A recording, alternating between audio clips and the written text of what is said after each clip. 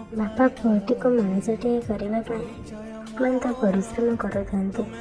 ପୁଅଟି ପାଠ ପଢ଼ୁଥାଏ, ବହୁତ ଦୁଷ୍ଟାମି କରୁଥାଏ, କାହା କଥା ଶୁଣେନି, ଏମିତି ଇଆଡ଼ୁ ସିଆଡ଼ୁ କଥା କୁହେ। ଦିନେ ସେ ହଠାତ୍ ବାପାଙ୍କୁ ପଚାରିଲା, ବାପା ତୁମେ ମୋତେ କାହିଁକି ସବୁ କଥାରେ ତାଗିଦ କର, ମୋତେ କୌଣସି କାମ କରିବାକୁ ଦିଅ ନାହିଁ। ଏମିତି କହିବାରୁ ବାପା ଚୁପ୍ ରହି କିଛି ସମୟ ପରେ ଉତ୍ତର ଦେଲେ, ପୁଅରେ ତୁ ବାପା ହେଲେ ଜାଣିବୁ। ସେଇ ପୁଅଟି ବଡ଼ ହୋଇ ଚାକିରି କରି ବାହା ମଧ୍ୟ ହୋଇଗଲା। କିଛି ଦିନ ପରେ ବାପାଙ୍କର ମୃତ୍ୟୁ ହୋଇଗଲା। ତାର ଗୋଟେ ଛୋଟ ପୁଅଟିଏ ଜନ୍ମ ହୋଇଥିଲା।